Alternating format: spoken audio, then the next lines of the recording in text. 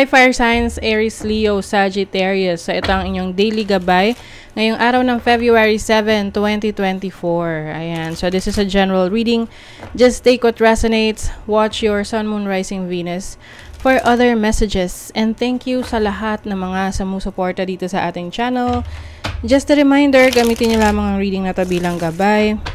And pa-follow, like na rin ang ating Facebook, TikTok, lahat po yan Mr. Queen PH. And of course, please like, share, subscribe para lagi kayong updated sa ating mga readings. And please check out my Shopee. Available ang mga protection and prosperity items, bracelets, zodiac sign bracelets, and many more. Link on the description. Okay, let's see anong energies for you, fire signs. Today, meditation, sexuality, and relaxation. Ayun. Wow. So, medyo relax lang kayo. Ngayong araw na to, wala kayo masyadong iisipin. More on meditation kayo. Yung tipong gusto nyo ng katahimikan ng isip. Oo. You are really connecting to your root chakra. Energy ng, nyo yan, ng what you are. Who you are. Oo. Focus sa sarili ito. Yung pagiging totoo, no? Ano yung totoo sa inyo? Yung iba, magbabakasyon o hindi mo napapasok sa trabaho. You are becoming more spiritual. Let's see your overall energy. Fire signs. You have the Ace of Swords, the Eight of Pentacles, and the Eight of Cups. Okay. New ideas sa trabaho, sa career ninyo. And yung iba sa inyo, meron kayong opportunity to travel, to go to some places.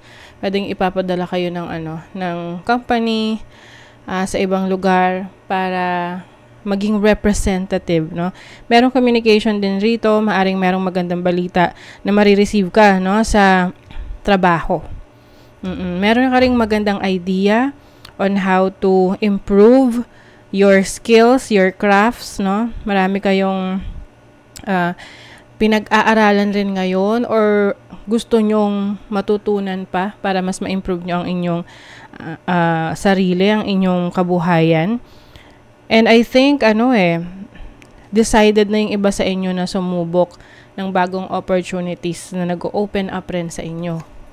So, tinan natin ang money, career, finances. Oh, you have the Death card. May endings. Oh, maaring you are ending a career, a job, isang trabaho, career, or business for a new opportunity. Pero, kahit merong nagsasara na pinto, meron namang nagbubukas na bago.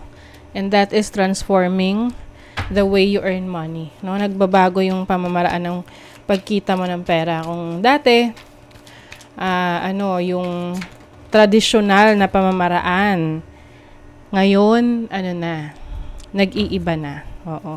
Pwedeng from corporate to online, ganyan. Let's see. You have the Chariot. Wow. Yung iba sa inyo, ang career niyo may kinalaman sa transportation. Pwedeng, yan yung naiisip nyong pasuking trabaho, career, or business. And parang aarangkada siya. Oo. Tinan mo. You have the Six of Wands. You are going to be very successful dito sa bago mong pagkakakitaan. People will recognize you. You have the Three of Swords.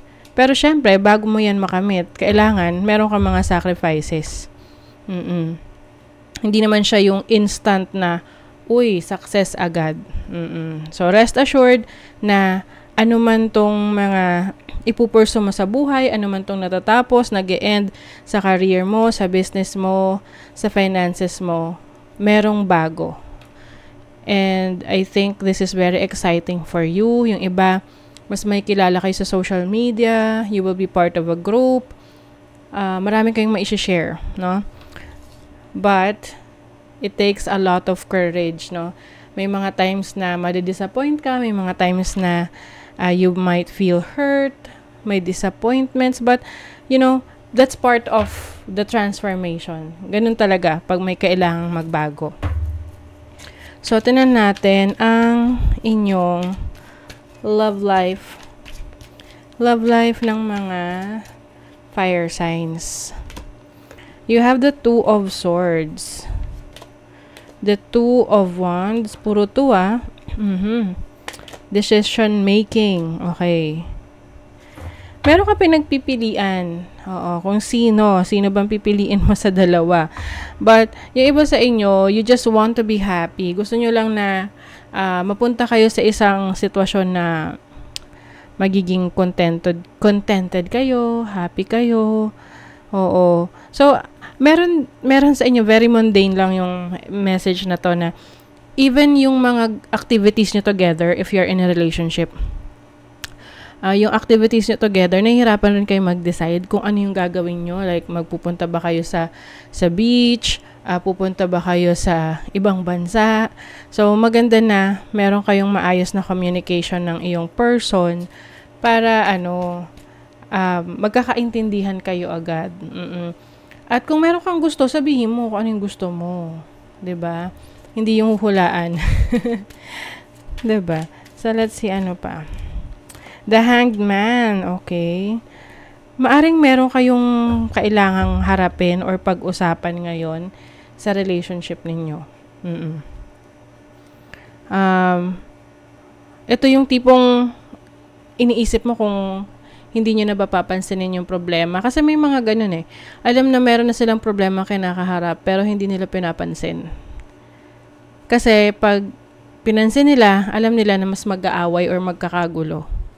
So, ang nakikita ko sa inyo rito, finally, haharapin nyo na kung ano tong hindi nyo pinapansin sa relationship ninyo. Kailangan yung pag-usapan. And, for some of you, mas pipiliin nyo yung happiness. Oo. Yung happiness naman, hindi lang yan pagsistay sa relationship eh.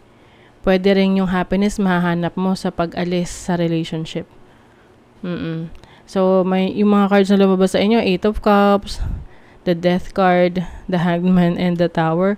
Tapos, may 3 of Swords pa dyan. So, ang energy niyan is more on separation, ending ng situation sa buhay mo, especially sa relationship, na sa tingin mo, wala nang pinatutunguhan. So, you're thinking about, starting your life on your own. Pagsisimula, na ikaw lang, no? Kasi gusto mo peace of mind eh. Gusto mo may katahimikan ng isip. At kung hindi mo yan na-experience sa relationship mo ngayon, then you might consider leaving that relationship. Okay? So that is your reading, fire signs. Thank you so much. Bye!